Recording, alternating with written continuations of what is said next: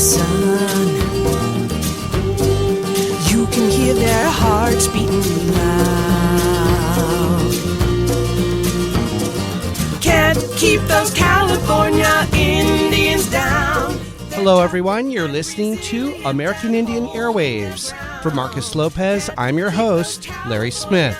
Our people were removed from Juristac in approximately 1791 when Mission San Juan was founded. And our people have not been able to return to Juristac since that time. And an investor group from San Diego bought it. And what they wanted to do is they wanted to do sand and gravel mining of over 400 acres of Juristac. And that right there would tear down 4 of the sacred mountains that are there. Today on American Indian Airwaves, protecting Juristac, we go to Santa Clara County in Northern California in the heart of the Amah Mutsun Nation and speak with a community leader on protecting one of their sacred sites, Juristac, from a major mining project. All that and more here on American Indian Airwaves. You can hear when the moon shines bright, the lone foothills in the black of the night. You can hear the whisper in the valley. And you know when Kamakani blows to the Bahu drum, it's the warriors who are marching down the mountain, because history ain't no mystery to me.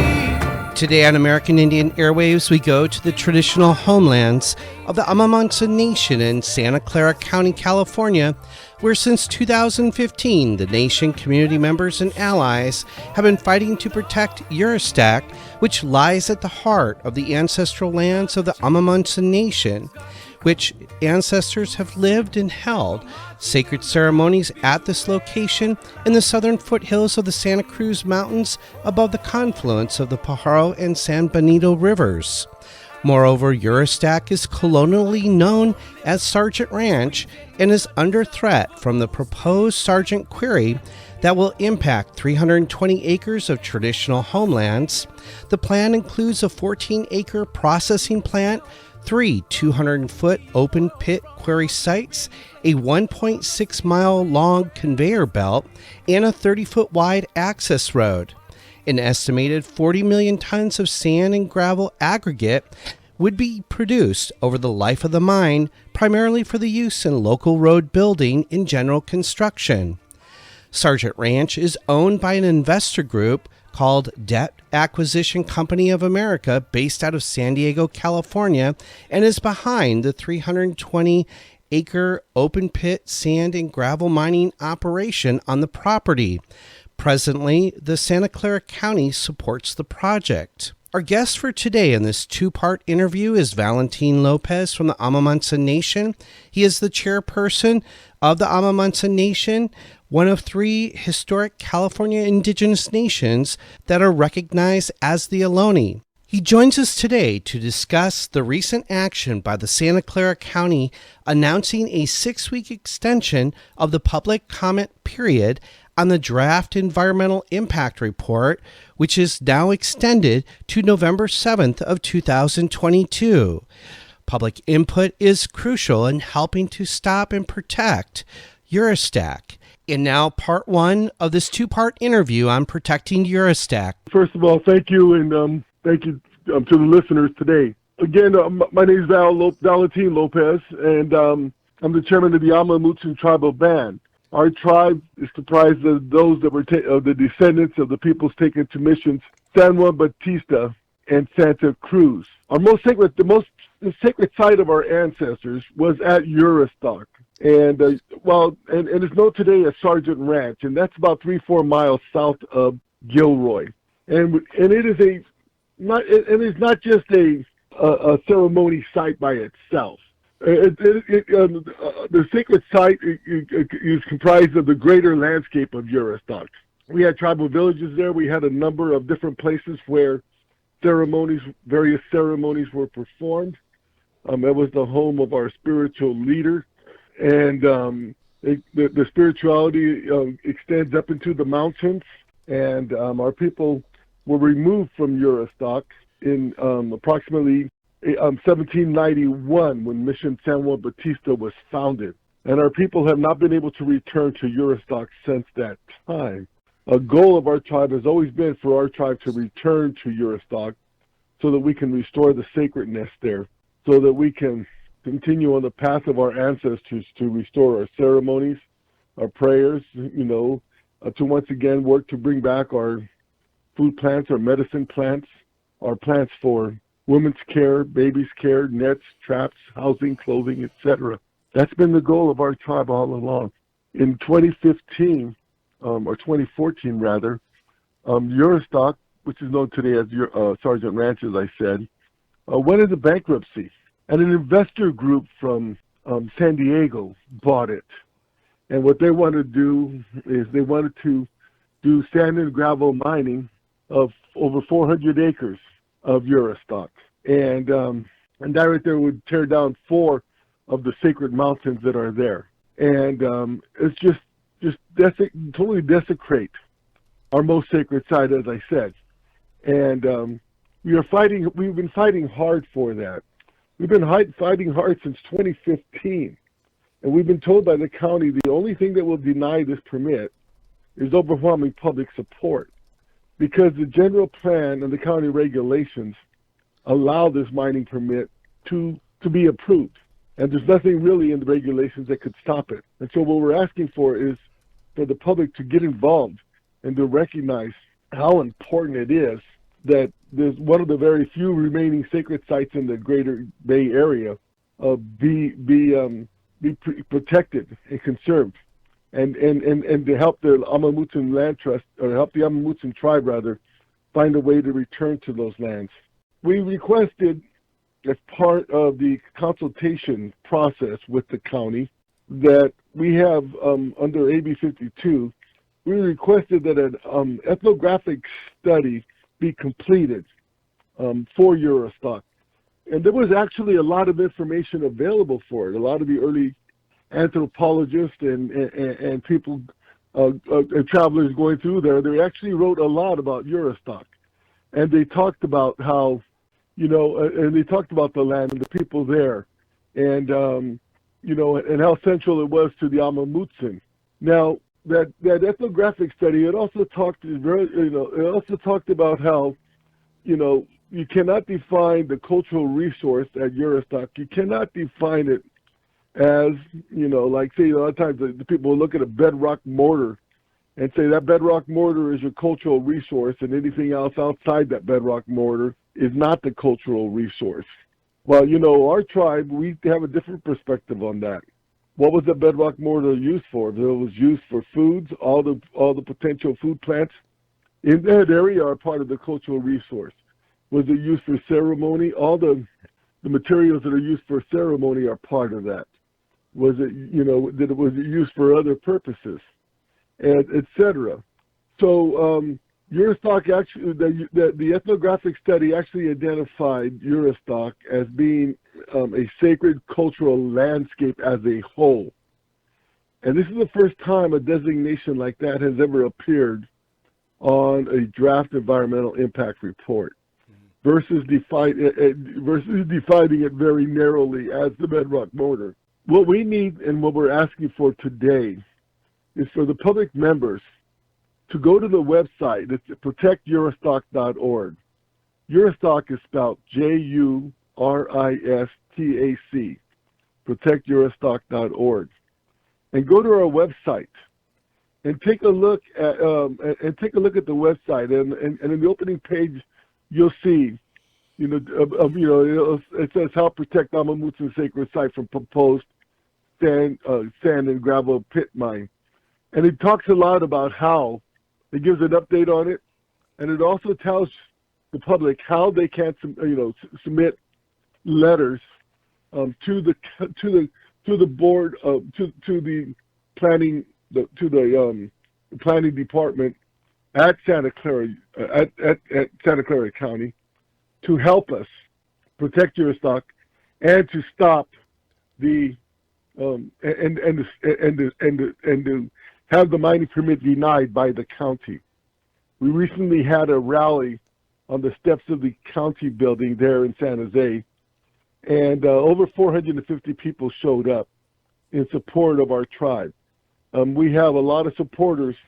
Over 60 people sponsored that rally, by the way, including the ACLU, many cities and other counties and tribes, and nonprofits and conservation organizations are very involved with us, and many other tribes have stood up to stand with the Amah Mutsun, and we're asking the public to do the same. So if they go to Juristac.org, they'll see one of the drop downs on the menu. One of the drop downs is Protect Juristac, and that'll direct you to how to get your, how to submit letters, etc. Which and we don't want we don't have a template. Well, we have a template letter, but it doesn't give a lot of details, because what happens is whenever you submit a template letter for a case like this, what happens is that the county just starts, not paying attention to that. Protect Juristac has been, is shaping up. There's an article in the San Jose paper that says that it's shaping up to be Silicon Valley Standing Rock. That it's a growing campaign. There's a lot of interest in this. We received letters, from outside of the state of California and from other countries as well. So that's basically the campaign, Marco. So we asked the members to please support us. We have you can follow us on Facebook. Our Facebook link is there. We have an Instagram account. You can follow the Instagram account there, and we have the website. So that's basically it, Marcos. Val, in talking about the need to protect Juristac, I was wondering, for our listeners, help us better understand what is surrounding Juristac and why it makes this struggle to protect it ever so more important. And I'm thinking of, for example, like the existing A.R. Wilson Quarry aggregate processing plant just to the south. And so I was wondering, maybe you could give our listeners a sense of what's around there in trying to protect this active cultural sacred place. The property developers are saying that there is an absolute need for sand. The sand and gravel that will be mined from here. By the way, they'll be removing sand from Juristac, 7 days a week, 24 hours a day for over 30 years. Well, for approximately 30 years. And they'll be using 78,000 gallons of water a day to wash the sand. So there's a lot of environmental concerns there. But the developers are saying that we need sand, that there's a shortage of sand coming, and the construction industry and the growth industry are going to be in great, great peril if the sand here isn't approved. But that right there is not a true claim by the developers. There's 4 mines within 50 miles of Juristac. The other thing is that the quality of sand here. The developers are claiming it to be a certain quality that's very important and needed for cement. However, there are other reports that say that it is very poor quality and not appropriate or adequate to be used in the construction for the cement that they're claiming. And they also say that this right here is good for the environment, because they'll be trucking it from Gilroy up to San Jose, or just a little north of San Jose, approximately 30 to 40 miles one way. And they say what happens now is that a lot of the sand is brought down from Canada on barges. Wow. But believe it or not, those barges are very efficient, and it's been shown that they can be transported more easily on those barges and cheaper than it can be by truck. When you look at those big trucks, there's issues of tearing up the roads. There'll be close to 100 truckloads of sand a day up and down the freeways there. That right there will tear up the roads. It'll add pollution to the air. And we want to remind listeners you're listening to American Indian Airwaves. We're speaking with Valentin Lopez, chairperson of the Amah Mutsun Nation, based in Santa Clara County in Northern California. We're speaking on protecting Juristac from a major, massive mining project. And now back to the interview.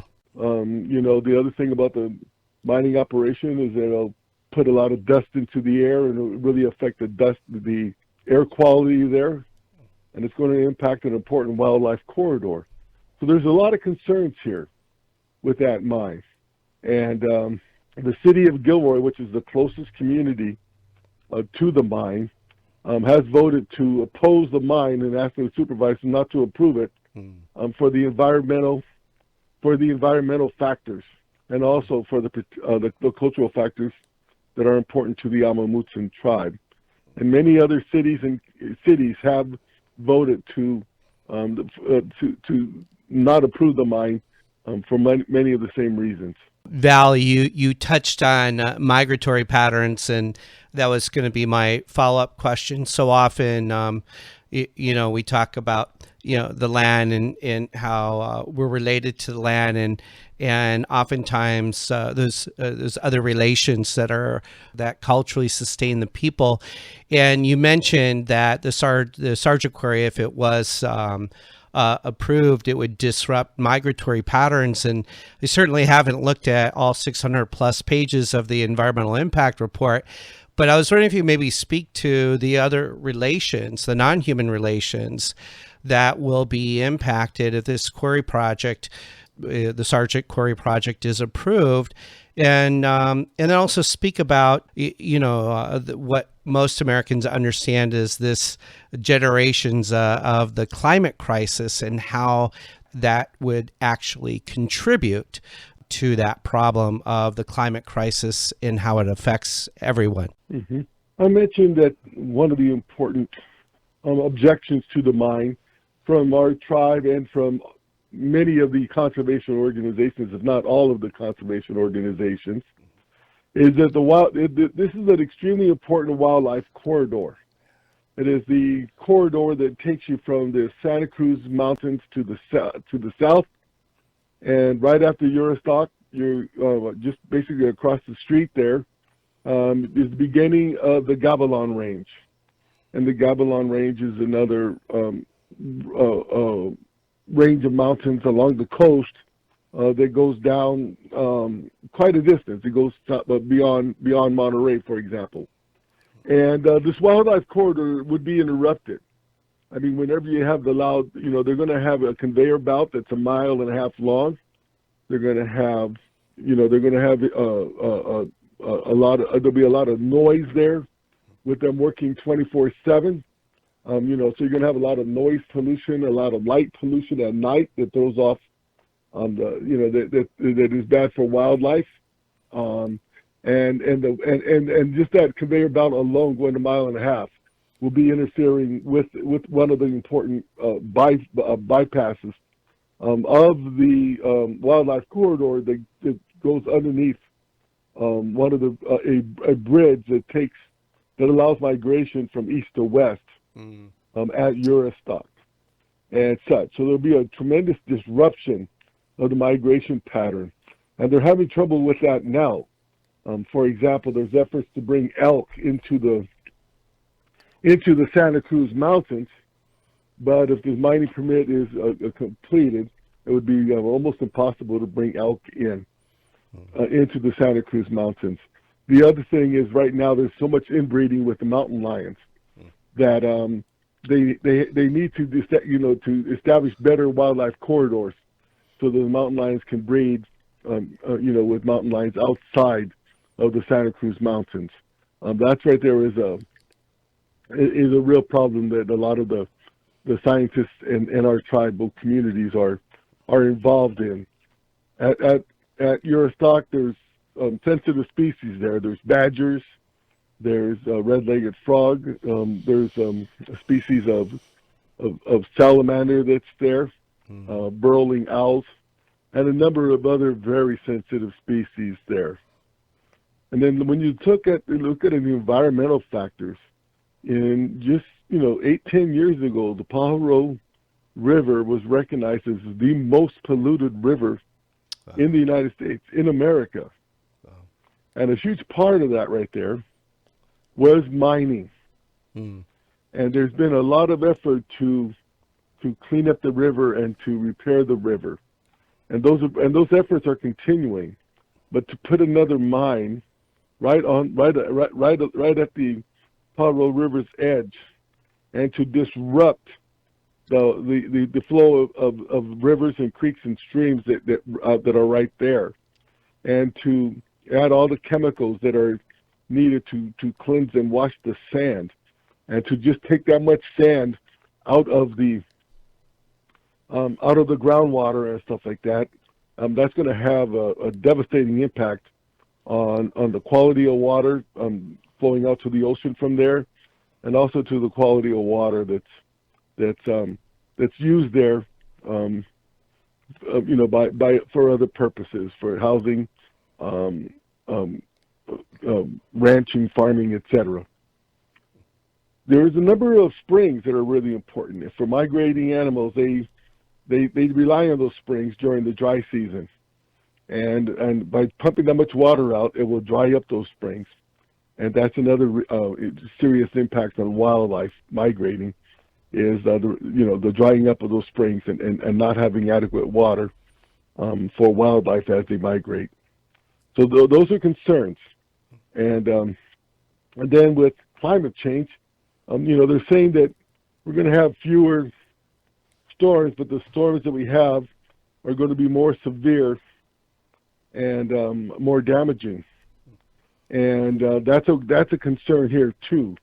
So what impact is that going to have on the amount of water that's here? During we have a number of years of drought now, and water is a great concern. But using 78,000 or 88,000 gallons of water a day to wash the sand, and they say the sand is of really poor quality, is going to need even more washing. So we don't believe that 78,000 gallons a day is reasonable or realistic. We think it's going to be a lot more water that's going to be needed to wash the sand. And as I said, they put a lot of chemicals in the water when they're washing the sand. So those are big environmental problems and issues as well. There's a lot of problems with this proposal here. And, the county, they will make a lot of money by approving this. And they say they need the money for housing, they need the money for police, and they need the money for a lot of other county services that they provide. And so there's a lot of pressure on the county to approve this mine. What I want to say finally is that the vast majority of the cultural and sacred sites that existed at Juristac, that existed in the Greater Bay Area, now have all been developed and paved over. The remains of our ancestors have been dug up or paved over, and there's very few cultural sacred sites that are there. And Juristac at the time that was purchased was 6,400 acres. The developers have sold 2 of the parcels, and they have other parcels for sale now. So what we're hoping to do is to stop this and keep Juristac as complete as possible. But it's important. We want to be able to keep the sacred site here whole and complete and pristine as it is now. But to go in there and just to destroy it for sand and gravel, and that destruction will be forever. That cultural site and sacred site will be gone forever. Our tribal vision is to some way, working with other organizations, other tribes, working with the conservation organizations, and finding, funders and grants that could help the tribe acquire Juristac, so that we can use that to develop a tribal park there, and use it to teach the true history of tribal people, to be able to restore our food plants, our medicine plants, our plants for basketry, and our plants for all the other purposes that those plants were important, to be able to protect and restore and take care of the waterways there, to be able to develop environments that are healthy for wildlife. You know, just the way that our diets, that the native diet is really negatively impacted today by the colonized diet that we have. The wildlife, you know, their diet has been, violently interrupted too. There's 96% of all landscapes are non-native. They are invasive plants, and the rabbits, the deer, the wildlife, all wildlife, they're forced to eat and survive on non-native plants. And that greatly impacts their diet and their health.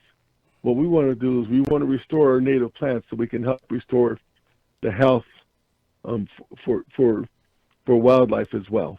And that was part one of our two-part interview with Valentin Lopez, chairperson of the Amah Mutsun Nation in Northern California, on protecting Juristac, a sacred site to several indigenous peoples throughout the Santa Cruz Bay Area region. And if you like the kind of work that we do here on American Indian Airwaves and the diversified voices and perspectives that all volunteer programmers bring here on KPFK, we ask that you support the station. We are in fund drive mode, and there's different ways that you can support KPFK.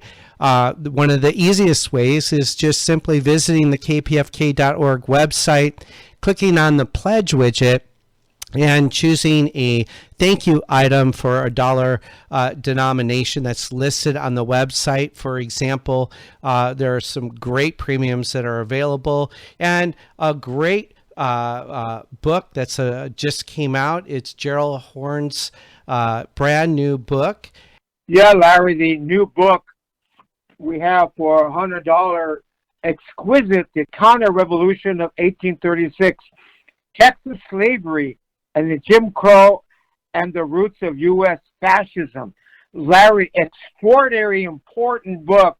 In fact, I just from a conference, I was talking to some Apache people down there, and this history of the Texas, the South, the new Anglo-America or United States of America, this relationship with Mexico.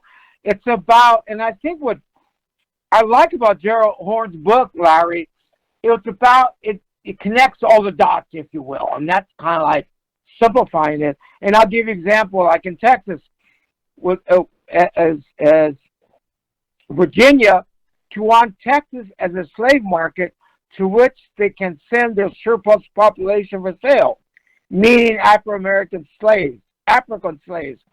Eventually, check this out, this would mean more of the enslaved arrival from Cuba, especially since these workers could cost as little as $300 in Cuba on the island and as much as $1,000 in Texas. So they treated literally, Larry, like chattel slavery. And I think it's one of the important things which I haven't read, Larry, in recent times, a book that connects the American expansion of imperialism, the colonies and expansion west, and in the Ohio Valley, and then the slaveocracy, the slave plantations, and slavery, and Texas as a formula in which backed up this fascistic, and it goes along with the 1836 rebellion and the Mexico and ties to Mexico, Central America, even South America, even Paris and London manipulating their way of internationally is try to invade Mexico, influence the Confederacy prior to the Civil War. All this, Larry, connecting the elimination of Native people, the genocide of Native people. Secondly, the expropriation of the land. And thirdly is the usage of slaves, Native slaves and African slaves. And that little quote I said from the rate of return for $300 from Cuba to, as much as $1,000 in Texas. And the history a little bit of Texas and the elimination of many of the Texas indigenous people are, and you don't hear that in history. So your call here on KPFK not only are we talking about a pledge, but KPFK is truly in a financial emergency. You listeners need to understand that. So help us keep KPFK on the air. Help us keep American Indian Airwaves on the air, and let's move from KPFK forward rather than wallowing in our debt. Now, KPFK is a station just like any other working class members and families within Southern California, within both the United States and the world, as that financial crisis. And so we want individuals, obviously. We would like them to go to the website, kpfk.org, and also over the internet, right, Larry, that we have some, they can go on the internet and not only listen to the programs, but anyway, look at that and look at the website and go. Now, you were talking about this book, Larry, The Counter-Revolution of 1836, a phenomenal book. All Native people, I would encourage them to look at this book, read it, and understand Texas and the relationship with Oklahoma, the Indian Territory, which is more than Oklahoma State, this vastness of it, dynamics within all the tribal groupings within that area, Native groupings within that area, and the Southwest per se, and how that is manifested in the reactionary elements, KKK, the Knights, and all these different things, entities, and in order to give this white supremacy, white chauvinism of many of the groupings within the South and within immigrants about the aspect of looking at these people of color as a source of ideological attack on them, which is the bedding, Larry, the foundation of fascistic attributes, and not only of the South, but throughout the United States as it moved throughout the West. Larry.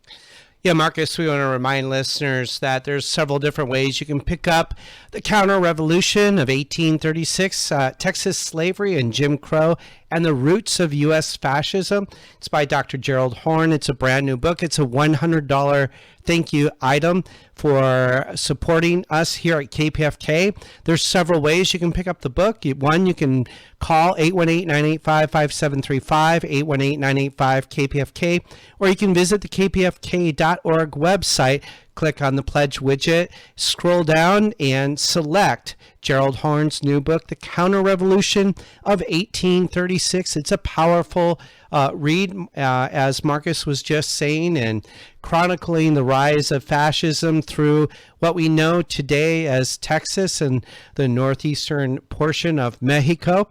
And it's a phenomenal read. There is, it chronicles, right, the abolition of slavery in Mexico and ties that into the historical revolution in Haiti and the rise of state power and the ongoing dispossession and land grabs of the Comanches, the Caddo, the Kiowa, and other surrounding indigenous nations during this historical point in Indigenous and U.S. histories. It's a powerful read. For those of you who are unfamiliar with Dr. Gerald Horne's work, he's just a phenomenal scholar and in excavating, if you will, and bringing forward the untold truths of history. And the book, again, a $100 premium item or a $100 thank you item, is titled The Counter-Revolution of 1836, Texas Slavery and Jim Crow, and the Roots of U.S. Fascism. You can call 818-985-5735 or 818-985-KPFK or visit the kpfk.org website and support us here on American Indian Airwaves and the volunteer programmers here at KPFK in bringing the diversified programming and voices that each of us bring on an hour-to-hour basis and a day-to-day basis throughout the entire year. And so with that, we want to play the second part of our two-part interview with Valentin Lopez, who's the chairperson of the Amah Mutsun Nation in Northern California, on protecting Juristac. Here is part two of our two-part interview. That is tremendous group of discussions, Val, on. We're speaking with Valentin Lopez, chairman of the Amah Mutsun tribal band, concerning this topic of to protect Juristac, which is sacred to the Mutsun sacred grounds historically. And we're speaking about this massive environmental impact report that a response to the mining permit by a San Diego-based debt acquisition company of America, and they're doing business as a Sargent Ranch Partners LLC. But within this environmental impact report, it's a massive report and 14 primary topics: biological resources, air quality, which you mentioned, transportation, but culture resources.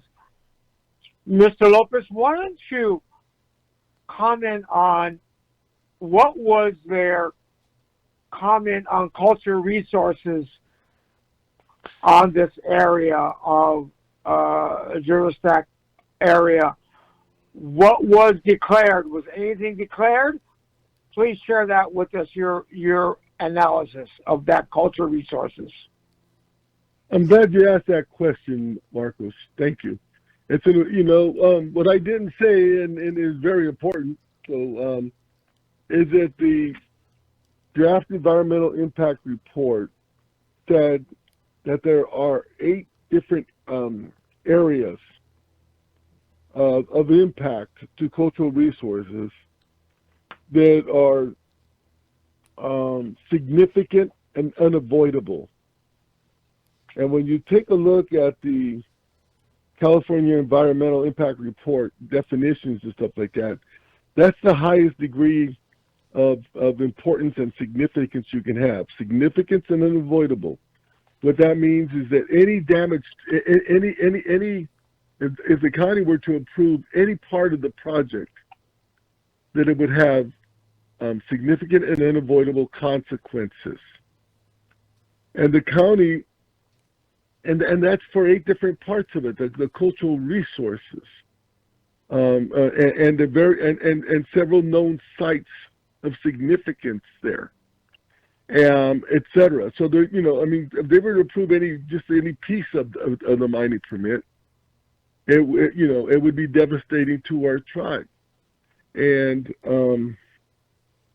yet the county, we got a lot of pressure from the county when they were developing that environmental impact report, that they wanted us to develop mitigation measures. Well, how can we mitigate this? Think of it.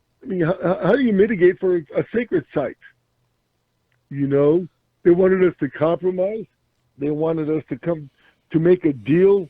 They wanted us to sacrifice parts of our cultural landscape in an effort to make this deal happen so that they could approve the mine. But how can we approve our sacredness?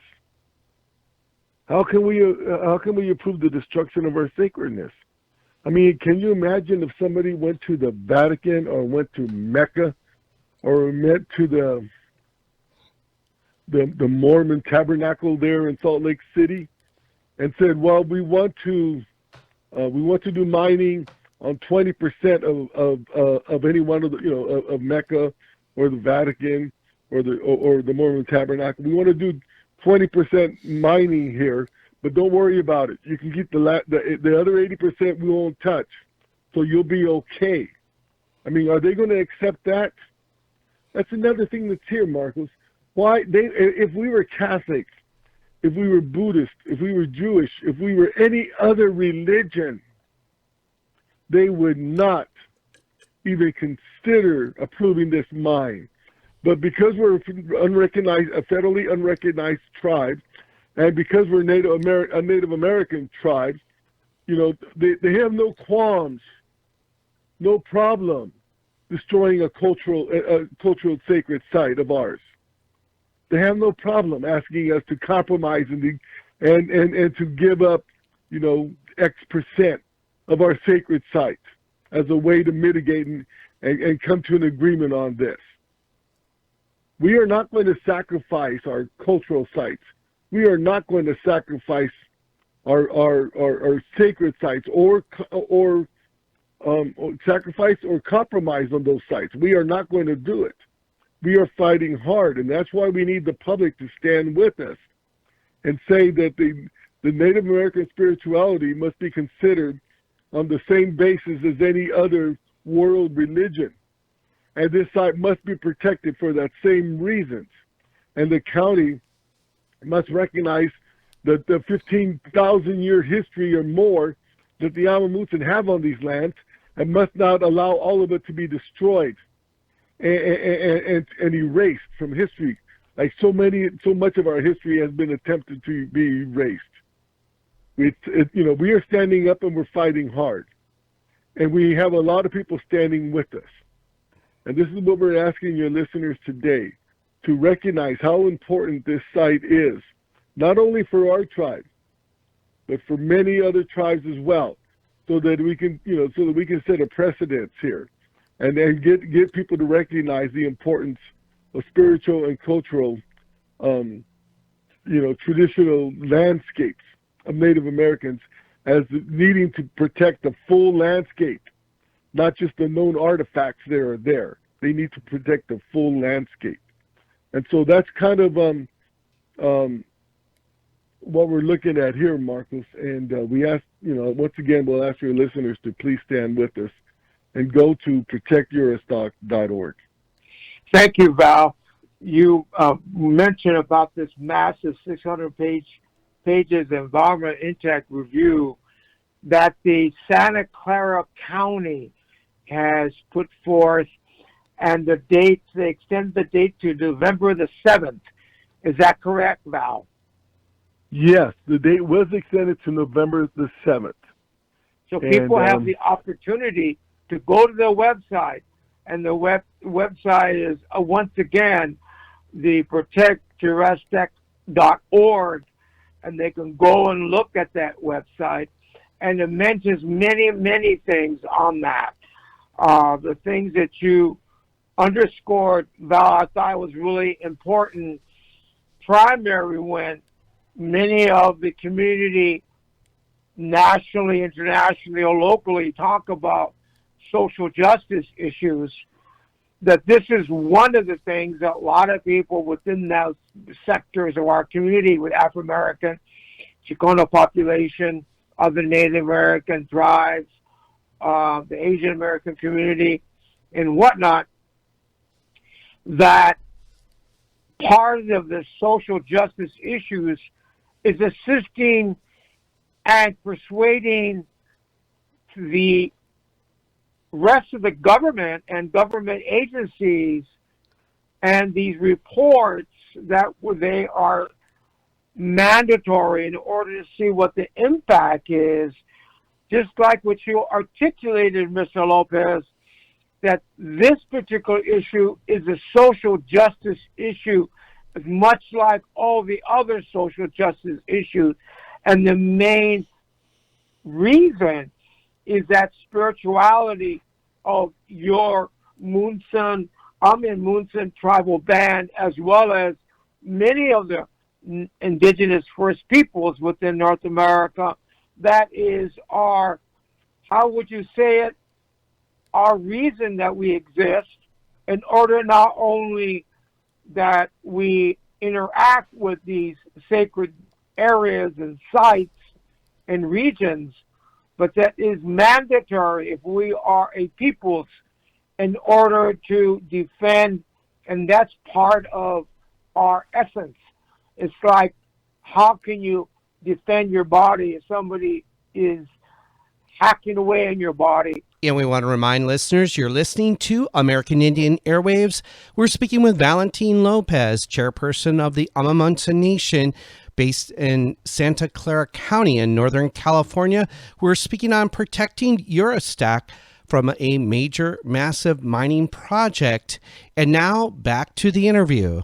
And what you illustrated, Mr. Lopez, this is not only the different points of the EIR, but your tribe, your band, First People of California, is asking for the American public to look at it, listen to you, listen to your words, realize that this is a social justice issue, an issue of our religious rights, an issue of our tribal rights, an issue of, especially what the governor says, this goes beyond the apology, but more so the restitution of our land and our resources, so-called.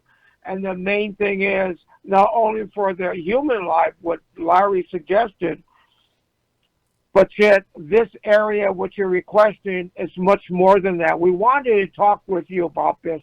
It's so important because a lot of non-Native people don't realize this is very, very important to us. Any last comments, Mr. Lopez? Well, you were talking about, thank you, Marcus, for your words there. My last comment is that this is a human rights issue also. The county of Santa Clara has a human rights commission within the county. And we went to the Human Rights Commission and we asked them to recognize the issue that's happening at Juristac as a human rights issue. And the Human Rights Commission voted unanimously to recognize Juristac as an important human rights issue that the county must take note of. And they wrote a letter to the Board of Supervisors asking them to recognize it as a human rights issue and to deny the permit. And yet we still have great fear that the county is going to may very well approve this mining permit, and it's a social justice issue, like you said, a religious issue, a human rights issue, etc.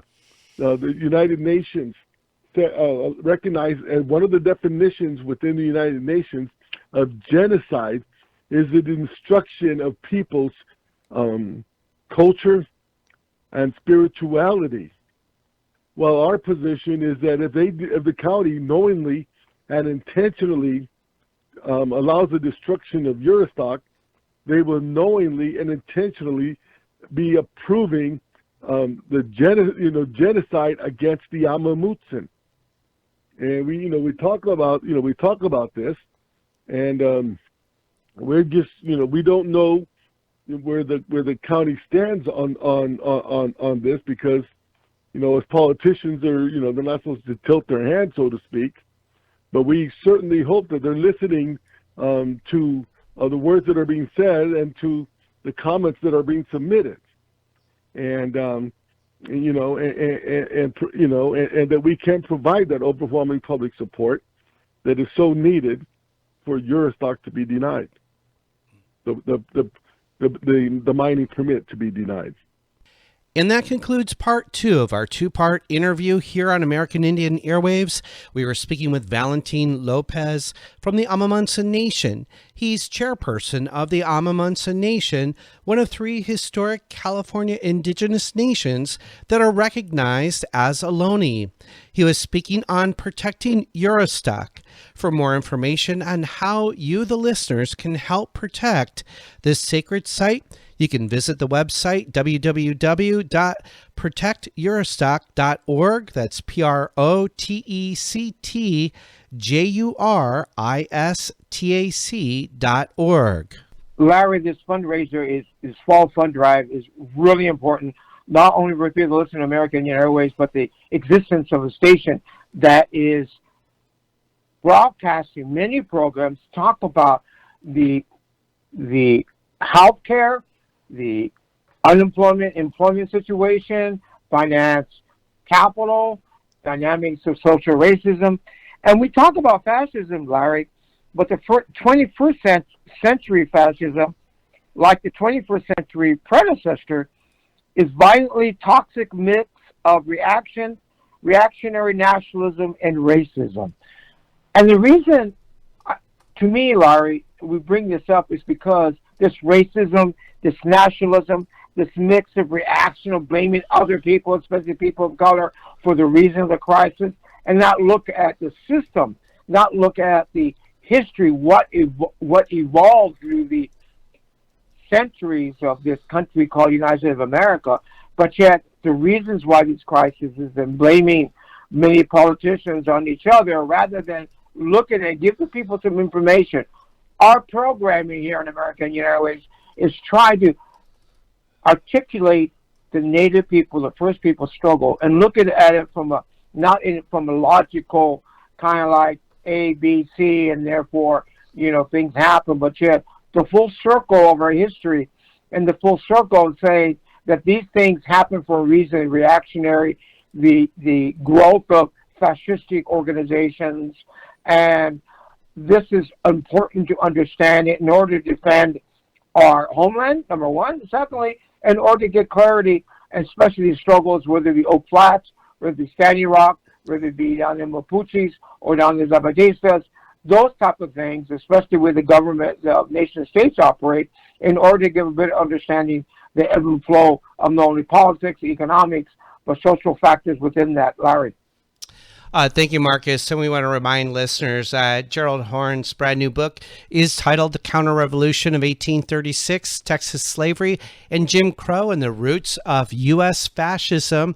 It's a $100 thank you item. It's a brand new book and chronicles the rise of U.S. fascism and this point in U.S. and just in history in general, focusing on the regions that we know of as Texas and northern parts of Mexico. And he thoroughly chronicles the rise of fascism that is concurrent with combating the institution of slavery and the rise of the abolition movement, along with the dispossession or land grabs of indigenous peoples throughout the region, including the Comanches, the Caddo, the Kiowas, to name just a few. It's a $100 thank you item.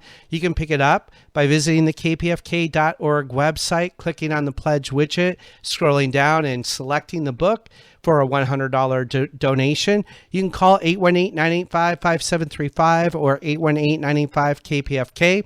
Choose the book there. And if the book is not of interest to you, there are other premium items to choose from off the kpfk.org website, from as little as $50 for a KPFK t-shirt to the Ella Fitzgerald CD we mentioned earlier for $65, or KPFK mug for $50, or again, just pick up Gerald Horne's brand new book that we just mentioned, right? The Counter-Revolution of 1836, Texas Slavery and Jim Crow and the Roots of U.S. Fascism. Support us here at American Indian Airwaves. Support other programmers on KPFK. We are all volunteer programmers that work tirelessly hard to bring you a wide range of issues from social justice and human rights perspectives. And so if you appreciate us and you appreciate the work and the contribution that KPFK makes to the communities out there in the KPFK listener world, whether it be on FM 90.7 or streaming on a podcasting platform, pick up the phone or visit the kpfk.org website and select a premium item for $1 denomination and make your donation count in keeping KPFK alive and helping KPFK grow for future generations. The moment of silence is over.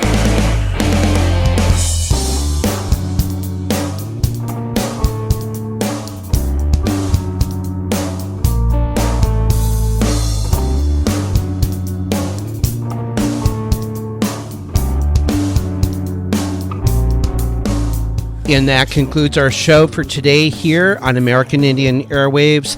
A special thank you to our guest, Valentin Lopez, who's chairperson of the Amah Mutsun Nation.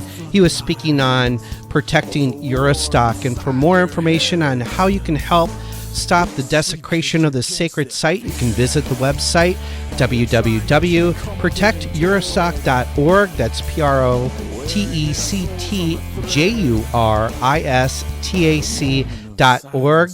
A special thank you to Valentin Lopez. A special thank you to our musical guest, Aragon Star, Kupa Aina, and the band Blackfire.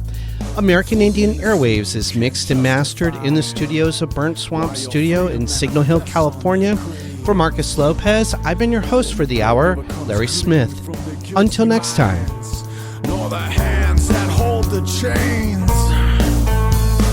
In a rhythm of resistance, we still fight for our lives. In this war that never ended, we've outgrown your lives. Let our actions speak when they ignore our words. For all the lives, there's a truth that must be heard.